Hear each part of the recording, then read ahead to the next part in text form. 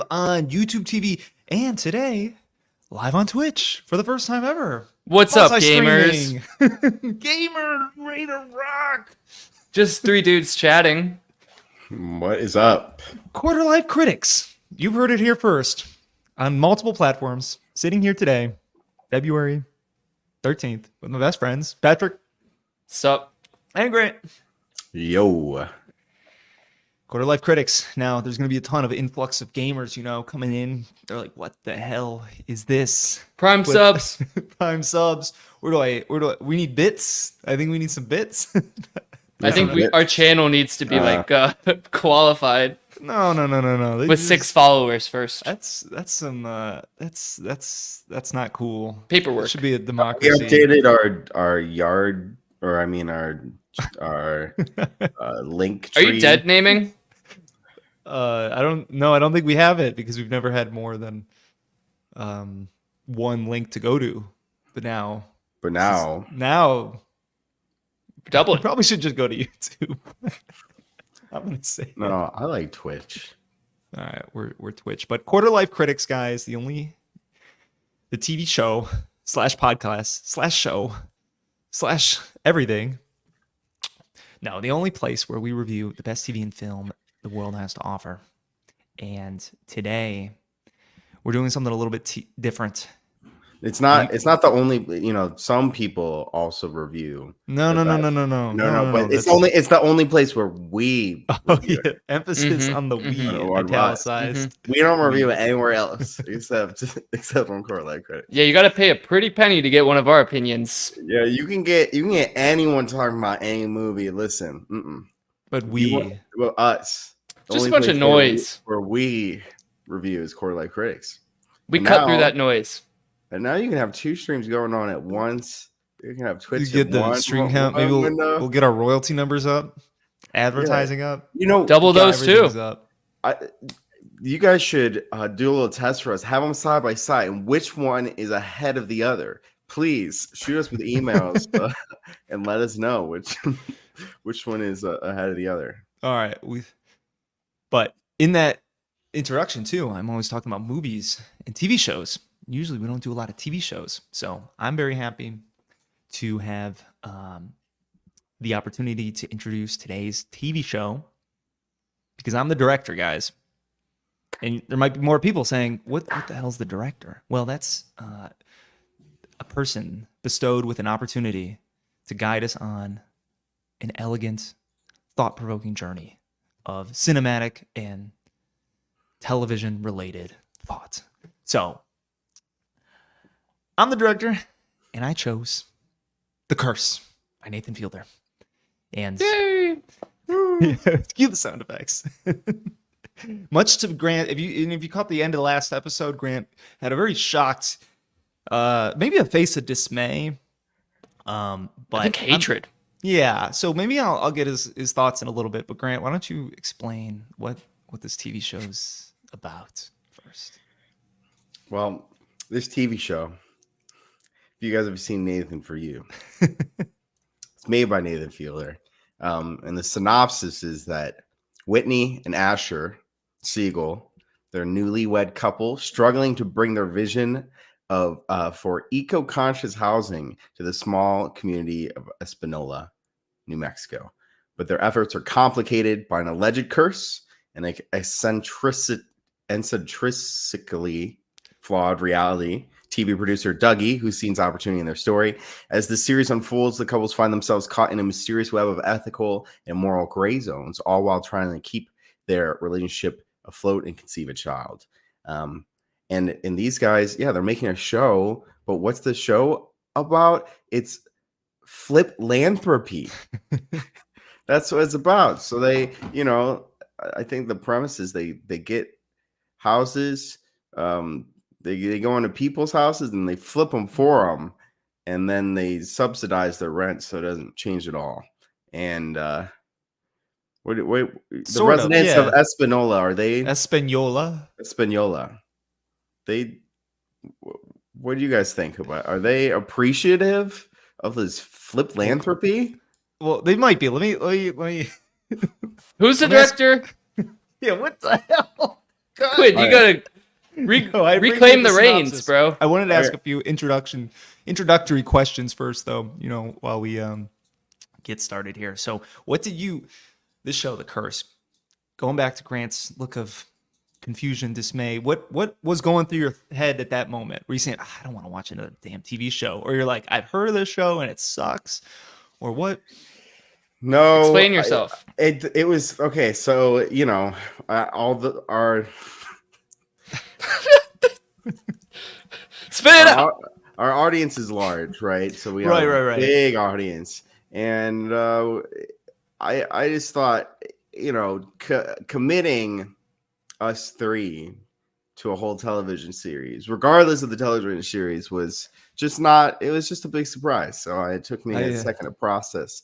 Oh, this is 10 like I hours proposed to you. of material. You said, Yeah. I'm not ready I said, for commitment. let me think about it. I go You back. need an answer now. No. Yeah, I do. We're live.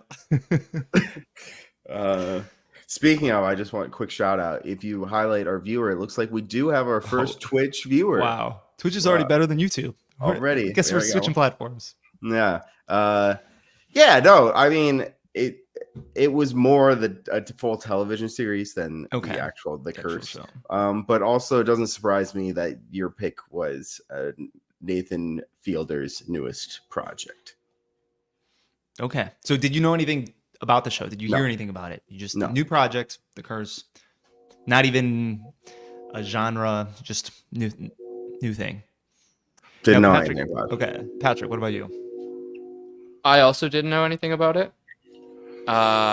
Was a little bit taken aback, but I'm game for anything. Was interested. I did like Nathan. I watched all of Nathan For You.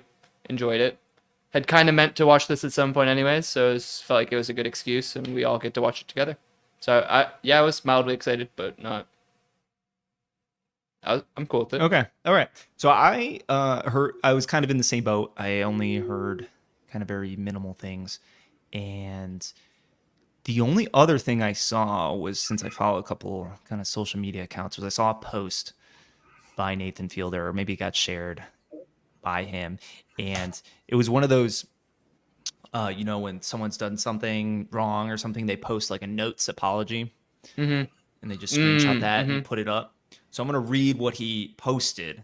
It might not make sense in the context, but there were some advertisements going around, and this was right around when the show was coming out. And he just said, I've just been informed that the introductory clip leading into our trailer for The Curse, which I posted to social media early today, has similarities to the trailer introduction for the rom-com movie Anyone But You. I want to be very clear. We shot this promo over 6 months ago, and I am seriously concerned that the marketing team at Sony Pictures somehow saw our promo and copied it. I personally will not be pursuing legal action, but I cannot speak for Paramount Plus or Showtime. As artists doing these types of promos, we just read the scripts we are given with unyielding trust that the creative we are performing is wholly original and not lifted from competing projects or generated by AI. Parentheses. A continued fight that artists around the world are trying to put a stop to. End parentheses. It's unfortunate that Sydney Sweeney, Glenn, Emma, and myself have been put in this situation, but this will not stop us from supporting each other's successes, and I know that both Emma and myself will personally be booking front row seats to Anyone But You on opening night. So I saw that, and I was like looking, I was like, what? And there was like some similar promo stuff, and I guess I thought it was real, I think that's... This is complete satire, right? Yeah, I mean, after seeing the first 3 episodes of the show, I mean, it's exactly what they would do in that show. Yeah. Just the classic putting on some sort of front, trying to be the best person to an online audience. So I thought that I followed back. I was like, wait, wasn't there something I wanted to look up? So I went back, and I thought that was cute. I'm unfamiliar with Anybody But You, so it's like the same thing, is it? Like, what? I'm confused. No, it was just a movie that's coming out. It's some rom-com movie, and it's about a couple, and they just do the same promo, and they're saying the exact same lines in a little advertisement. I've seen that. Yeah, but that was And it's Was like, the no, whole thing a it's PR your stunt movie or my then? movie. And then like, it's my movie. And they're like, okay, it's our movie. But instead of movie, they say show for Nathan Fielder's one. But Nathan Fielder and Emma Stone do it after, right? They do it. I don't know. It's like I think they I don't do. know who comes first. What they do it like a day apart. It gets released. Yeah. I Hmm. think that I think Nathan. I don't know. Maybe they'd combine it. Yeah, maybe they did work with like Sony and it is a PR stunt kind of thing. Oh, I mean, it's Pre-planned, 100%. yeah. It's just this. You can't tell reality from. As soon as I watch the show afterwards, I'm like, this is he's just in character. This is just part of Yeah. the show. But he got me because in my head, my only prior experience was, damn, I think there was some like drama about this show and like commercials and Hmm. just because you don't know what the show's about. So that's just my little fun tidbit. All right, let's jump into it. Let's start off with a little segment I like to call the meaning of life. And this segment, we watched 3 episodes. It's a 10-episode series. I don't know anything about season 2. I don't even bother looking that up because I'm gonna get spoilers. So, the meaning of life was trying to figure out what the hell happened in these first 3 episodes. What topics, themes, ideas, what's resonating with you? What are you walking away with? At least from the first 3 episodes. And Patrick, what do you think? I think the biggest theme right now is like karma, Like we're kind of seeing, well, some actions have consequences as of now, and that's like the whole gist of the curse, He's cursed because he took his money back from a little girl who's needed the money more than him. So it's like, what is in their head versus reality? Is it like a self-fulfilling prophecy? And just the ridiculous shenanigans along the way of being like this internet obsessed couple that's trying to like just scam everyone, but also I don't know, it's weird. They're doing the holier than thou, but ultimately just trying to take everyone's money. Are they good people? No, they're not good people. They're attempting to do some good things. I don't think they are. I mean, if you took it on a piece of paper, if you said I was giving a job to someone or subsidizing rent or improving a house or letting someone stay, at minimal cost, aren't those good things? No, because it's all ulterior motive based. Just because it's ulterior motive based doesn't mean it's not a good deed. It's short term good deed, bad long term. Yeah, It is. I mean, some of the I think that does yeah. make it not a good. I think consequentialism here is what plays. So Mm-hmm. the good deed is no longer good if it's a tool to just prop yourself up. A lot of the things are like exploding, like I don't know, like that for like Fernando, that job opportunity or something Mm-hmm. that kind of blows up in their face. But let's say if it just stuck, isn't that a win-win scenario if someone has a job and then the other person just gets some clout from it? But yeah, I mean, but it's hypothetical because it didn't work out, and I think that's pointing out that their whole thing is the only way they're going to continue to be able to subsidize these houses is if Espanola blows up. Yeah. But it's again hinged off their own success, and so what's looking like if they go under, they literally went in and they took people's houses away from them. Like they very literally would go in, flip them. Now they're too expensive for them to afford, and if they go under, all these people who they helped will go under as well. So I think no, it's very, there's not good deeds going on. Yeah, they could have definitely been smarter or more forward thinking because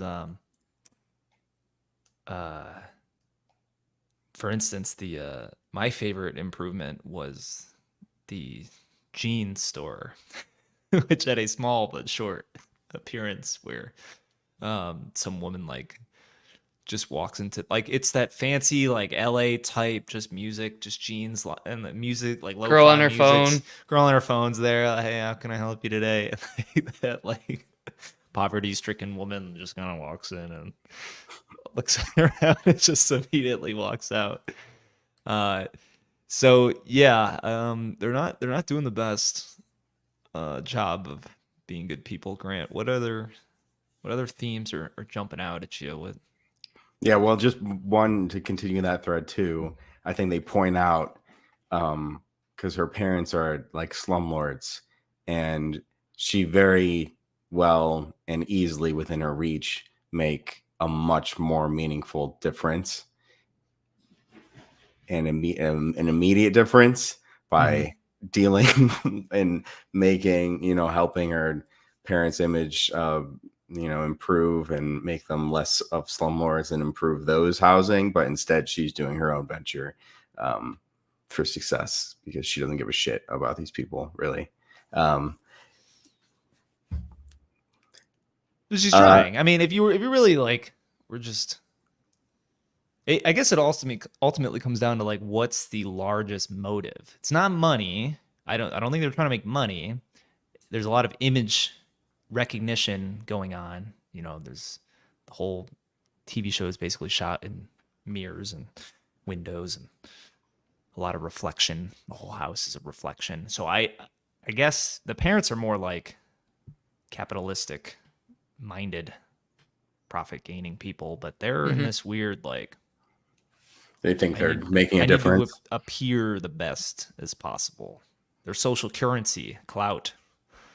Yeah, I see, and that's kind of the main theme that I'm picking up on now is like how they are clout obsessed. They're very image like the scene where the taking off the sweater scene and redoing that that's very like almost Black Mirror-y, like sad. But I'm sure. I mean, have you ever been in that situation, Grant? No. I've been in that situation with different people. They say let's redo it. Yeah, I mean, to varying events. I mean, it's a very strange and weird thing because you are trying to capture a moment. And you're like, yeah, I actually have funny. done one time. Yeah, I mean, well, maybe not to that scale. You're not like promoting a business or trying to sell something, but you think something's cute or great that you're like, damn, I want to have that. But it was forever on my phone. So do you know what you did, or you don't want to?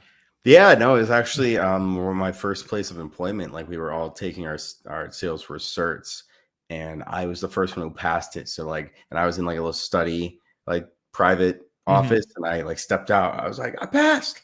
Like, like woo, and everyone's like started clapping, and then they were like, "Did you do that exactly again?" So the company was selling something. Yeah, so they were. I did it. I actually nailed it. I did it like pretty much exactly how I did before, and people were like, "Wow, the sweater scene." Like, no, it was like it was. We captured the moment for sure. Yeah, and the other theme, which is the theme that I'm finding most interesting, is how miserable these people are. They are, they're fake, and they're which people? looking. The Asher and Whitney, or the Asher poverty-stricken communities? Yeah, sorry. Asher and Whitney, and really Dougie is what we have seen of late. And bro has a sad he's like comes off as such a fucking douchebag. You fucking him, and then you're like, dude, this is a sad sack. Like he needs to like look inside and fix himself because he's broken. I think a lot of these people are just broken, and they're not taking the time to maybe look in the mirror. Whoa. Instead, they're fucking just plowing through. We got it. Like they're not fucking looking inside at all and trying to grow. They're focused on growing outwardly instead of inwardly.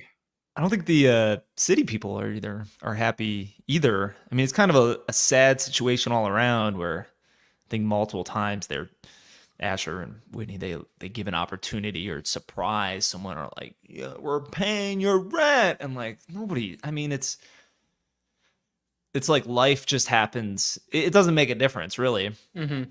Like there's no motivation for anyone to kind of break this cycle of, Can we get this on paper? that guy, he's like, I'll get it on paper. I want to be here for free. I guess that was sort of a reaction. Dude, I mean, even from the first scene, yeah, it kind of relates back to Dougie and the reactions where he's like vixing his Grant Fernando's like mother's eyes. Oh my god, yeah. To get her to cry. And then he does the mint thing too. Yeah. That's the Vicks vapor rub. Well, and that's like very menthol is like that's how Hollywood does it, but he's like forcefully blowing menthol like into A dying lady's eyes. I don't think that the cat water was just as bad too. Yeah. He's like yeah, as far as themes go, I think I'm with you guys. I think it's a little early to tell what kind of is prevailing. I liked a lot of the high art scenes and commentary and interactions in that whole scenario because I've been to a decent amount of art museums and you just, on the one hand, it does have a place and it's very significant. And on the other hand, it's just, just stupid. And dumb. And like, what are we all doing here? And pretty ridiculous at times. But I think for me, it's still I think the number one thing for me is it's comedy. I'm enjoying it a lot. Especially reviewing and going back to kind of prepare for this episode. I think every single scene, I'm like, damn, that's funny. You think about this, and I'm like, I like that one. But maybe you don't think the same way. So let's jump into our next segment. WTF LOL. Or WTF LOL, as I should say, according to the punctuation here. So let's start off with laughs, Grant. Was this making you laugh, Grant? Was it too uncomfortable, or what's going on? I don't hear you. It's more uncomfortable than I typically am used to or watch, right? Like it's hard to binge these. It's definitely cringing a lot. But there are some, the comedy comes from it being so absurd at times. Like the whole storyline of them trying to fix the news interview because they fucked it up. It's just like, and like never stops. It's like you just keep on going through these tunnels. Digging a hole. Yeah, but the hole never stopped. They just dig in and dig in, and so he could have. And every single scenario is like that. When he he didn't break into the house, but he did knock the lock off because it's his new property. But the girls are in there, and then he's just digging the hole. Once you have the girls who are afraid and running away from you, what would most people do? Just be like, fuck, okay, well, I don't want to scare the girls anymore. Nope, gotta solve it now. Let's keep on going. Let's keep on digging until the police come and you get arrested. And then it's just like the whole, it's hard to watch at times. You just brought up the scene where he's chasing the girls. Were you laughing at that scene? Were you concerned or what? It's kind of, I wasn't like cracking up. I'm comfortably laughing at times. I thought I didn't really have a reaction to that one in particular. And then I went back and I was reading online and going through the episodes. And then on paper, that scene is actually pretty funny. where I'm gonna read what he actually said. He's chasing those two little girls, and he says, "I have $100 for you, okay? Just like I promised, okay? You remember me, right? From the parking lot? We were filming with the white van, the guys in the white van. I was with them. You had those tiny cans, right? You had those tiny cans." Oh my god. Which Yeah. I didn't really pick up on the first time, but they had the tiny cans. They did have the In the white tiny- and van. there was a white van, yeah, in the parking lot. In the park. So no wonder that guy It was was funny. calling him Yeah. a Clinton and it's gonna kick his ass. Yeah, he's like, sit the fuck down. Break your fucking face. So was there a scene, Grant, that you laughed the most at? Or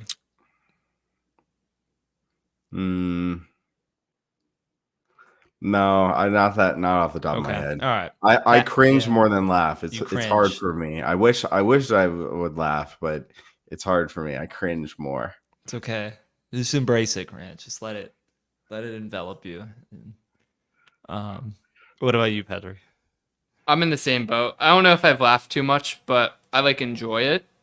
I just don't know if I know he's like working on these like bigger arcs, so I'm just like You're just there. letting I it know something. stew. Yeah, letting something stew. But yeah, just a lot of cringing, a lot of like when Emma Stone and Nathan Fielder are together, I'm like I can't watch these scenes. I like all of them. Maybe. Like their fights are so bad, and like they're just freaks, dude. And their sex scenes, I'm just like Oh I my can't God. watch this, Yeah. dude. You're supposed to say the right words. I said you're supposed to. You're breaking the rules. Dude, yeah, I'm not laughing. Steven? I'm getting hit by these like Steven. sandwiches, Yeah. and yeah, I'm just not. I'm like I can't laugh after I just watched that horrible thing.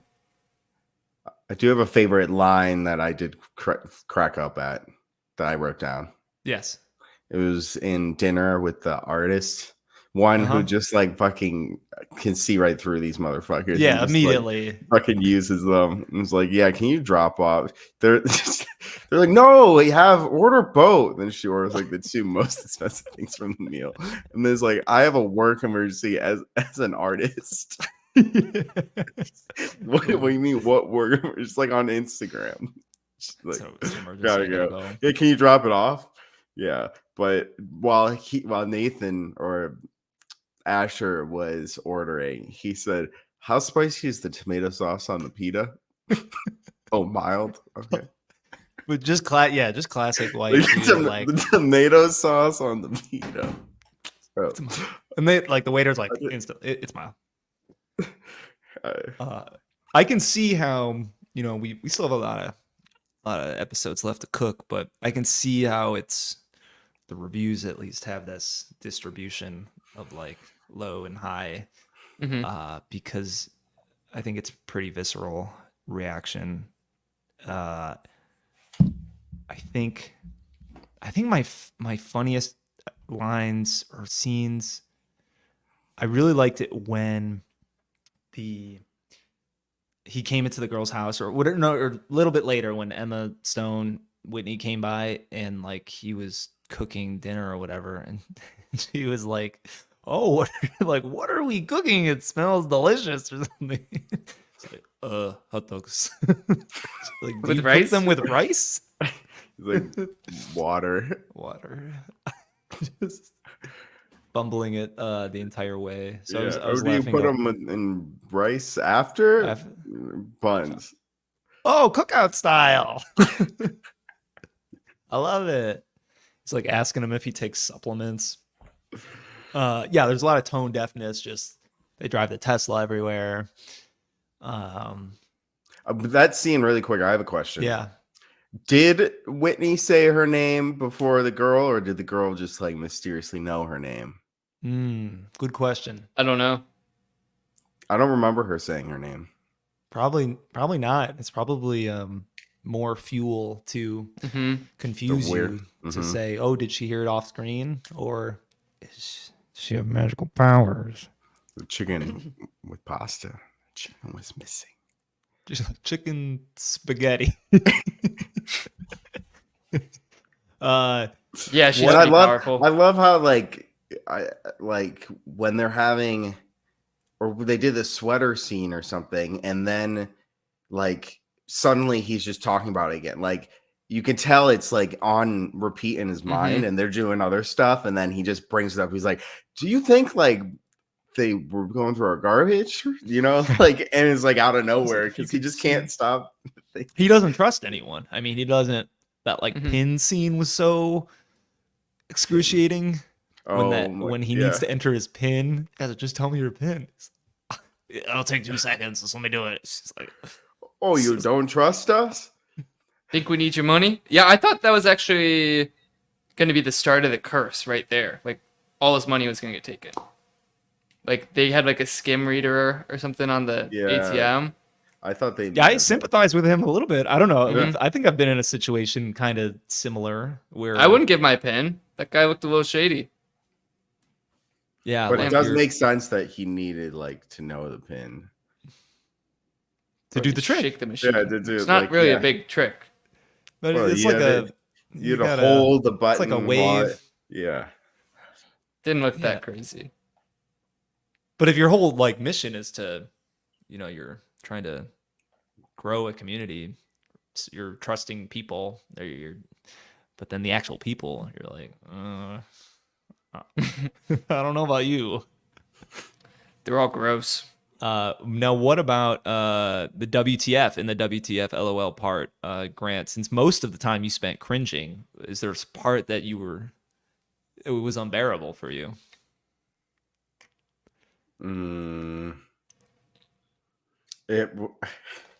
When he was like trying to break into the casino, just thinking like he won't let go. He's like, yeah, but we gotta watch What's that the video, man? Like, oh no, It's my really phone. funny. I mean, my phone's not dead now, and I'm gonna need the juice later. We have to watch on your computer. He's like, dude, just send it to me later. He's like, me and Win are pregnant. Yeah, You watch the video now, and oh my god, he pours the Gatorade on it. It's like the worst viral video. It or works, vlogging though. fail.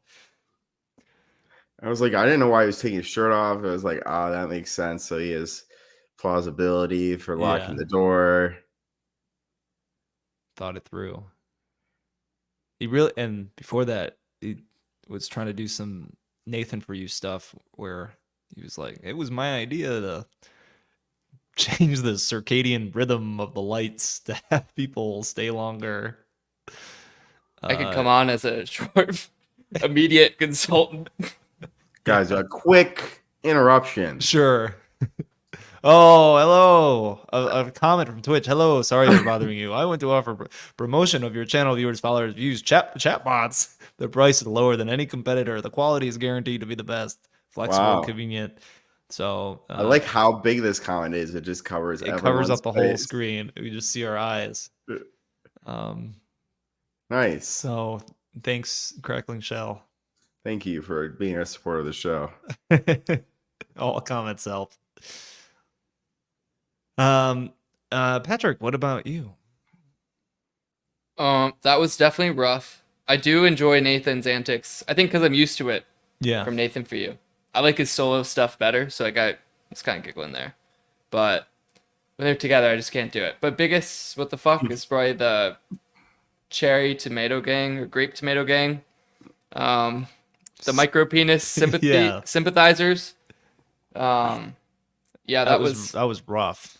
That was and they rough. just like boom, Both of it's them. just on the screen, yeah. Yeah. Like there wasn't a lot of build up, and then they're just talking about it for so long. And they kind of did look like little cherry tomatoes, huh? They were like they were red. He's just eating the cherry micro penis. tomatoes, Like like slowly beef popping them. cakes or something. And Yeah, Mm. some people are beefcakes, and yeah. I think that's mine as well. That one was. I didn't know if I was kind of on the fence at that point. I mean, I watched episode 1 and I was like, dude, I don't know. I don't know what's going on. And then But, they're uh, talking about it in I the think you car for told so me- long too. Oh yeah, Corn. I think after you watched it, you said it was a doozy. Yeah, that was a good Still It's a accurate. doozy. It was a Yeah. doozy, but I don't think I laughed at all, really. And then episodes 2 and 3, I was kind of more in it Mm-hmm.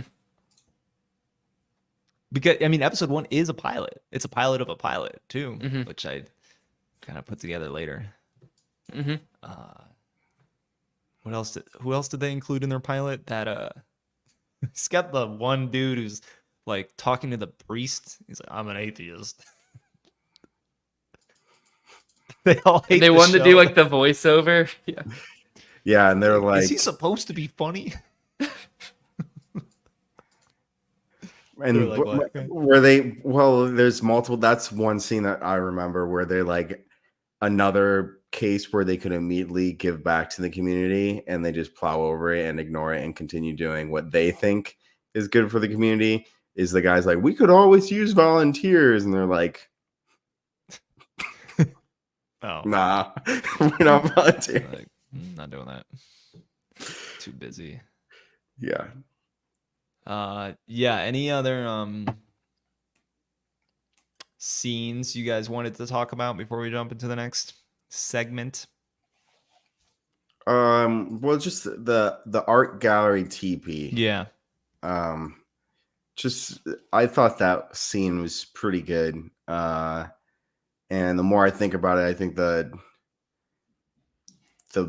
it was well written. You know, the more I think it was well written and well executed is when Wit goes in there, and then she, you know, it's an art installment. You know, it's you're supposed to go in there and yeah, you are part Go of it blind. to a degree, but you know, and it's supposed to happen. And she yells at everyone. You know, she screams.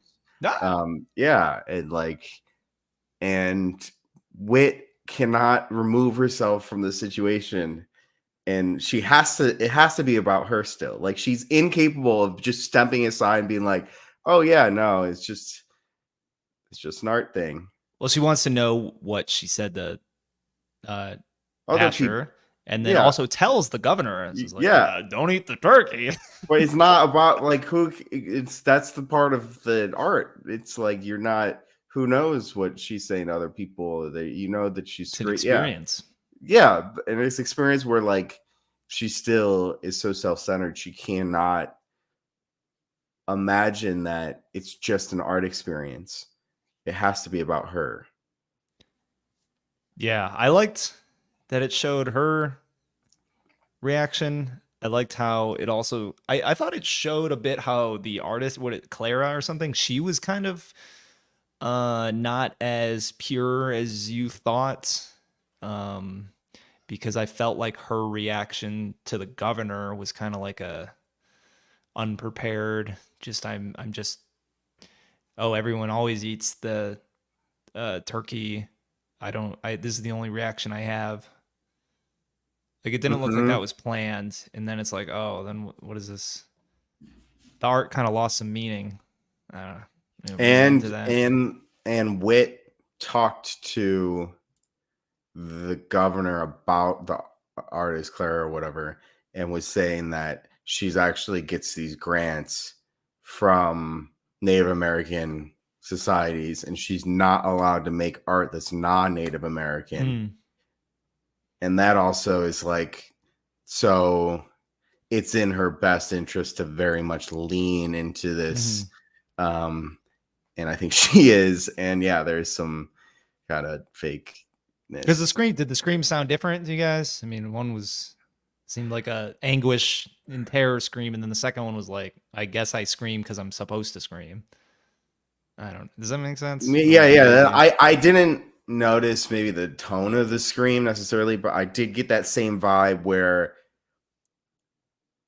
maybe she was a little embarrassed that she's like scream, like there's like a distinguished older Native American who doesn't eat the turkey. Yeah, he doesn't eat the turkey, and she's like kind of playing game, because performative art to a degree can kind of feel stupid and meaningless, and I think that's what you kind of felt. You're like, I think you're missing the mark here. Right.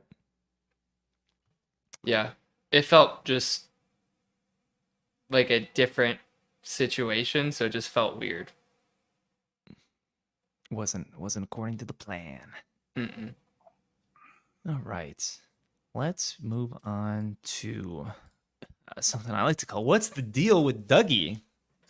Now, Dougie, we haven't talked about him a little bit. Grant brought him up, but he is the kind. I guess he's the director. He's the kind of showrunner of their pilots. He's done some other work in his past as well that he showed. Some that has been taken off by networks, some that has been passed. That's right. That's right. And we get sort of a couple glimpses into his life and backstory, and I think we'll continue to learn a bit more about this guy. But what are your thoughts on Dougie, Patrick? What do you think? You think he's a bad dude? You think he's remorseful? What's I going don't know on if he's there? a bad dude, but he's not a good dude. And he's probably just like, no, he's a bad dude. Actually, I don't even know if he's I don't know. I don't think he's a bad dude, but he's definitely not a good dude. So he's just kind of lost, I think. And until he, the whole, I didn't drive drunk, it was my fault. Or like I did drive drunk, but the accident was my fault. It's just like he's just like coping with life the best he can, because I feel like he's like got a lot of trauma from killing his wife. What about you, Grant? Yeah, I think he's doing some bad things, but yeah, he's traumatized, which I think is it's human nature. A lot of people who are traumatized continue or I Yeah, should you say the just- other way around. You see people doing bad things and you think, hey, they're an asshole, and the more you look, you see that they're kind of a product of what's happened to them. And it sounds like he's still drinking and gambling. Yeah, just dealing with it. I mean, there's no reason to bring it up on a date. That And she was into it, and, though. no, there's a weird. I mean, I thought she Weird. was digging it. She was digging Dougie. the weirdest thing was just Who's- like pulling over and like walking though.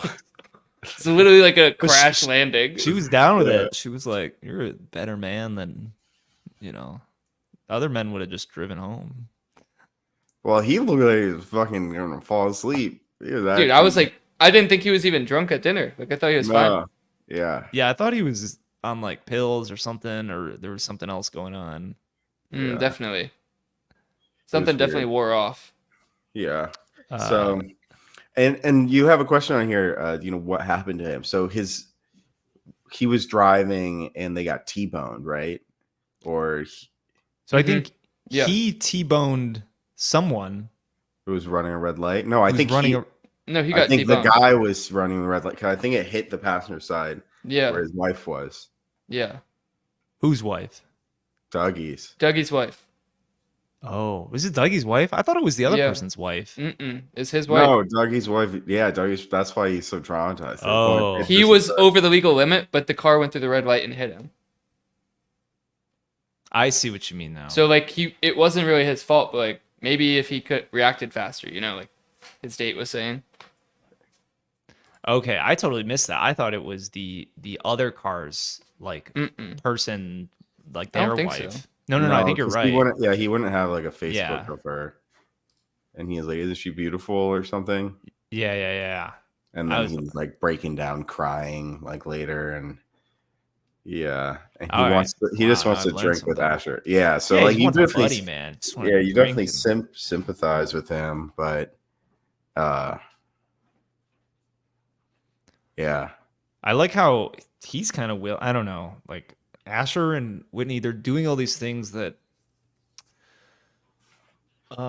like by themselves are kind of like the ends justify the means. They're manipulating things, but when it comes from him, like these suggestions about the show, they're totally like, no, that's not what we shouldn't do that, or let's not include that.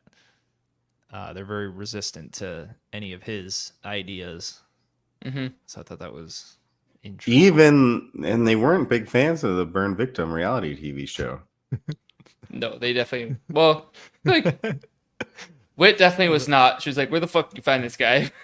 But I don't know. Yeah, Seemed like an interesting show.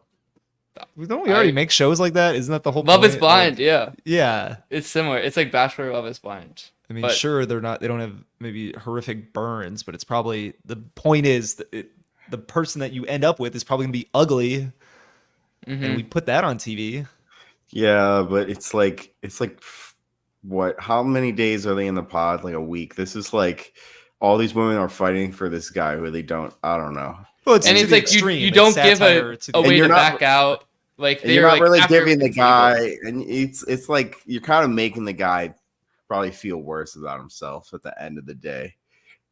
Well, it's reality television. I think it's just Yeah. the exploitive nature of some of these shows Mhm. that they're really heightening the new levels. Mhm. What else have we saw Dougie cry? He invites Asher over for a drink. He's not around. Asher's not around. He also gives he's also being generous. He's giving the large tips to the blackjack dealer, and then he just gives another, I don't know, chip stack to someone that works there. So he's also, I guess, trying to amend things, Fill a void. do something, yeah, in a way that's maybe working. I mean, is he similar to Asher and Whitney? Is he doing things? I will himself? say I think I like him more. I think he's a little bit up. I think I like him more than Asher and Whitney so far. Okay, on on the scale of morality, I think. He's a And better I'm just dude. thinking about the burn victim reality. Well, like the comment you just said. You said it's reality TV, and I think that's how he's Mhm. approaching their show, and they think they're better than reality TV somehow. I see what But you mean. they really are reality TV. Yeah, you need to. He's sell like it. with this your life, like your reality TV. You know, Accept it. accept it. Yeah, fucking accept that you're trying to make a reality Fair. TV show, and they're like, Boring as no, fuck. they're like, they're like think they're better than it, and he's like, dude, what? Like, If you're not so- funny or sexy, why are you there?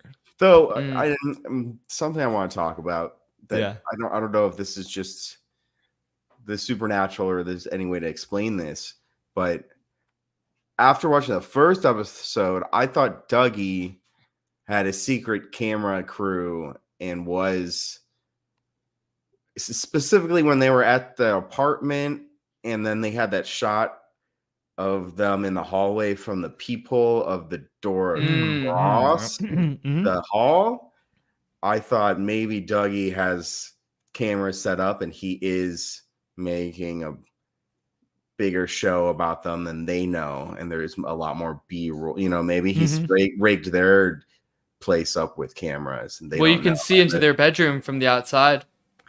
Yeah, and when Dougie was talking about ordering like Domino's or something, and they're like, Yeah. no. And I think that's, again, now that I'm thinking about it, he probably just wants like a friend to eat a meal with him. Or he's And- checking to see if they're home. What do you mean? Who's This is home? when they were all home. When they were watching. Well, the- like when he's post- asking like if he can do these things with them. If he's not, like Ash wasn't available, so he like goes over and gets footage or something. He knows yeah. he's in the No, clear. I- like go. yeah. I as was. fast. He's thing talking I was about the, really when talking they're about was watching the focus when they're group. watching the focus group, Yeah. and it's 15 minutes long. He's like, "Hey, can we order Get some some Domino's?" Domino's?" And then they're like, no, they just shut him No, down. They're like, no. "No, dude." He's like, Yeah. "Oh," they're like, "We only have 15 minutes." He's like, "It orders fast. Got this It's- cool you can come cheesy quick." bread or something. Yeah. They're like, they just shut him down. He just wants to probably have some pizza with them, because he's super lonely. But yeah. what that scene, I thought they had a camera shot from above, and it looked like. Well, it he's was he's only camera. filmed like in the negative, like not directly in that scene. Like they never show his face through. They Yeah, show but- Asher and Wit sitting there, and then it's like through the Like him mirror from- him. yeah, from which- above. Yeah, which to me is like maybe he set up some cameras or something. Hmm. I'll tell you something, Grant. You're not the only one that's thought that, and I saw a lot of those sentiments. I tried to keep my searches to a minimum. Episode 3 and prior. Yeah, right, exactly.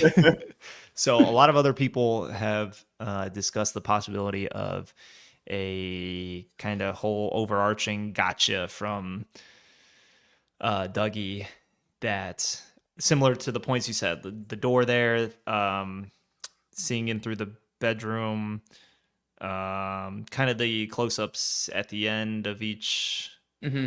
episode. I'm not leaning towards that. I guess I'm more convinced that he's just a sad dude and it's more of an artistic style Mm-hmm. to shoot that way, but maybe. You're not alone, Graham. I think that'd be cool. I just think don't they see the deserve motive it. really yet. I mean, unless Because it's more interesting than Yeah, whatever he's the like fuck making they're like a making. It is he makes smarter. their a show Truman and Show kind of thing. the show works in the end, and their misery and fucked upness is the success of the show, which and Mhm. and gained maybe them they clout. yeah, and then maybe they finally love themselves when they're accepted in their fucked up way. Like now they're fucked up and people want more of their fucked up relationship, and they're like, oh, it's okay to be fucked up. Mm-hmm. Maybe that'd It's a be chance, interesting. yeah. I mean, there is that whole plot with like getting the news woman without their knowledge that kind of like fizzled out. Like it just never, because they couldn't get a signal. They were like getting real close. Yeah. So maybe they're still onto something. Okay. All right. Second to last, let's quickly discuss a segment I like to call "What's the Curse?" What's the curse? And I think it would be interesting to answer this now and then answer it when we've finished the series. And the reason I want to ask about it too is I thought about the show and I thought, if you really just removed, say you had all the same people and you removed just that curse scene in general, I mean, maybe even still had the money, took the money, and she ran away. I could totally see this show still standing on its own with a new name, Flip Brampathy, whatever it's called. Philanthropy. Philanthropy. Still couldn't get it there. I can't say it either. And, Philanthropy. Philanthropy. Philanthropy. Philanthropy. Philanthropy. There you go. Philanthropy. There you go. Yeah. It could still be a show. I mean, I don't. The plot wise, it wouldn't change much. So I'm wondering why include that scene. Why call the show that name? And I'll take volunteers if anybody wants to start. This is the one where you're like sitting in class. I'll you're go. like, I really hope someone else answer this question. I think it's too early to say, right? Like, I'd hope that the curse becomes more of a plot point than it has so far. I think we're really just setting up the curse, and it was just established that wait, there is something kind of supernatural about this. So I think so far maybe it can be called Fliplanthropy, but I think by the end of the season we're going to be like, yeah, it couldn't be called that. It's very much the curse. Do you think it's a real curse? Do you think the little girl has some sort of mystical or all-knowing supernatural powers? I think so. I do. I think karmically, as Whitney would say. I think karmically. Karmically. I think there's going to be more weird shit going on.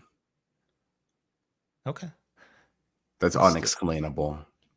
Mr. Patrick? I get what. Oh, just sorry. to finish that, Yeah, I yeah. don't think, and I could be wrong, but I don't think they're going to have a rational, reasonable explanation of why the chicken was missing. I don't think they're gonna. I don't think it's Okay. They'll it's never gonna. It's solve yeah. that It's, one.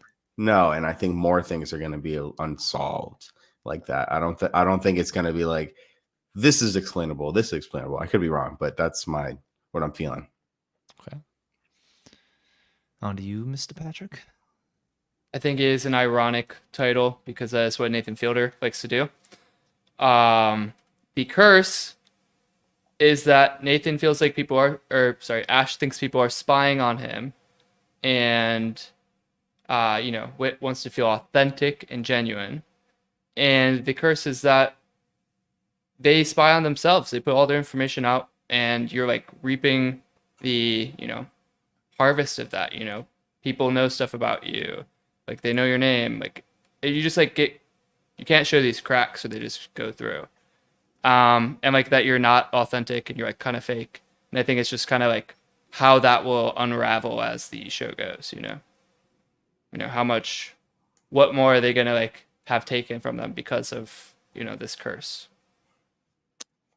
Yeah, I think I lean a little bit towards that. There's a lot of paranoia and a lot of like kind of white people loving like mysticism and fortune telling and like fate and destiny, and you start putting pieces together that don't fit, and you're looking for answers that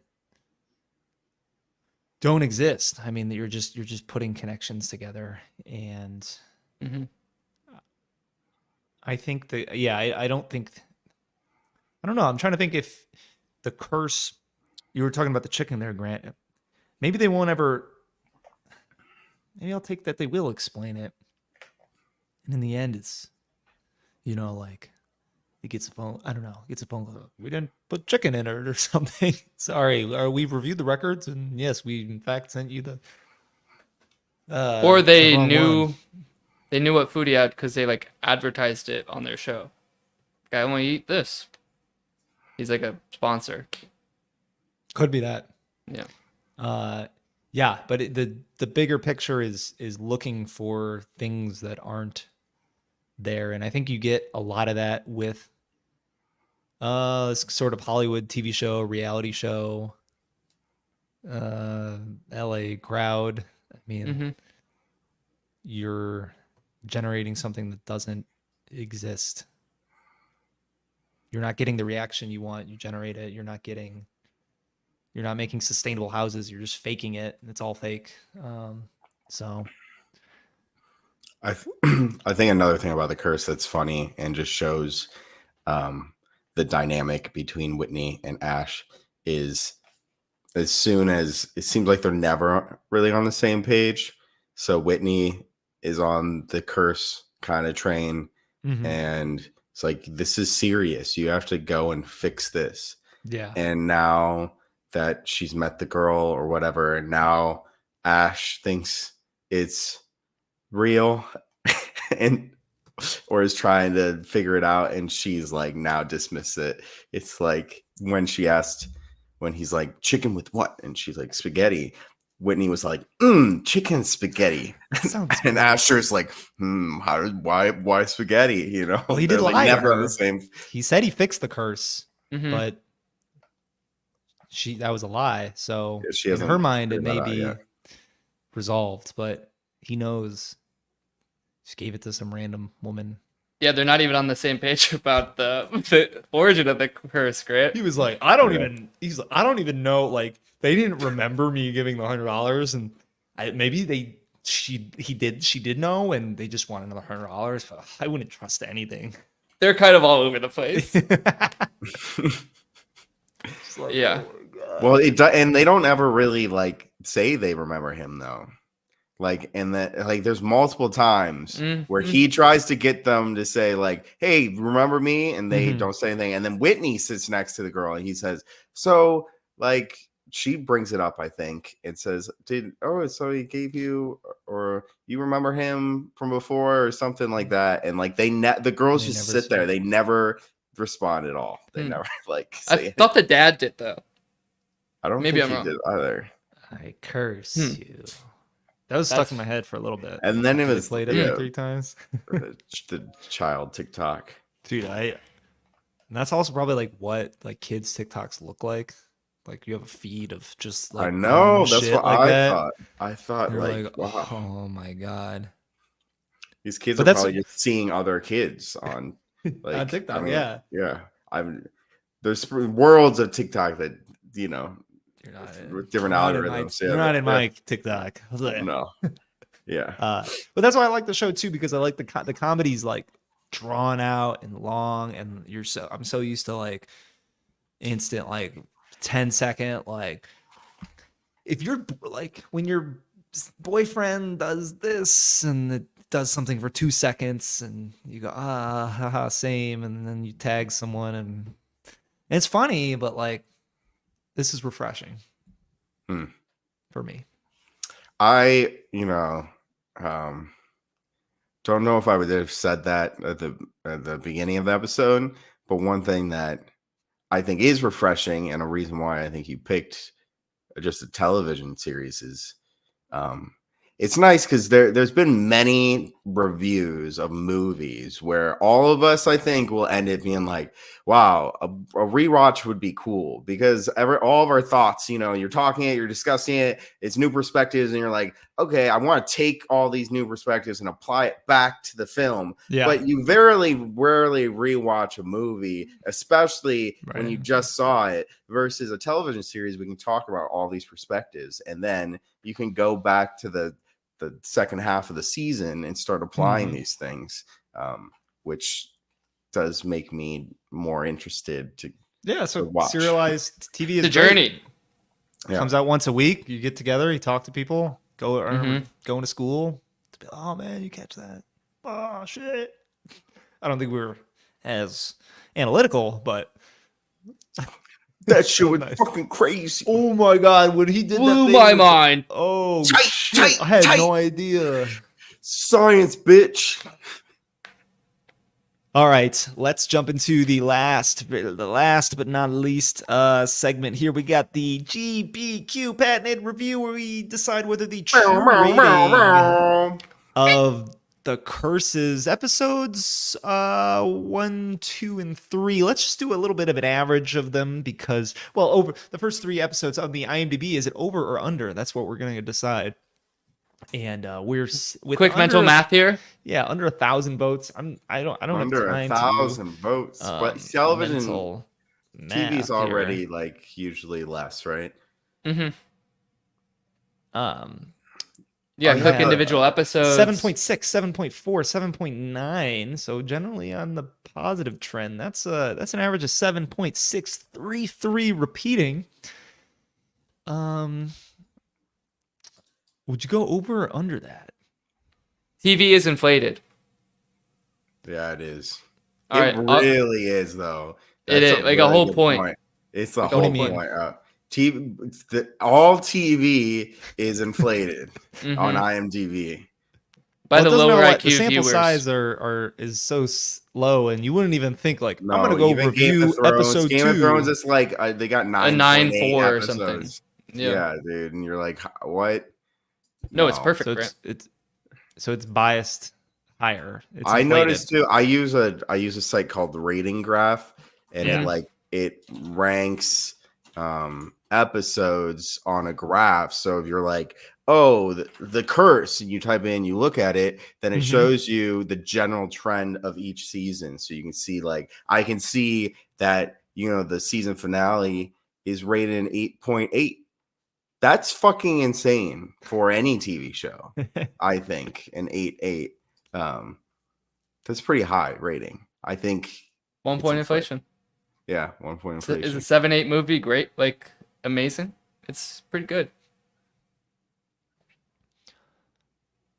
So it is inflated. So let's call it a 7.6 for the first 3 episodes. Your viewing experience kind of culminated into one number, if you can. And where would you put that at? I'll go Grant. under. Oh, Patrick. Oh, sorry, there was a delay. he. I was filling the void. Jumped the gun. Yeah. Patrick's, you're going under. Any Grant, any you can go. Thoughts? You can go. No thoughts. Under next. No, I can speak. I'm excited to see where this develops. I think this is, the long form, as you mentioned, Quinn.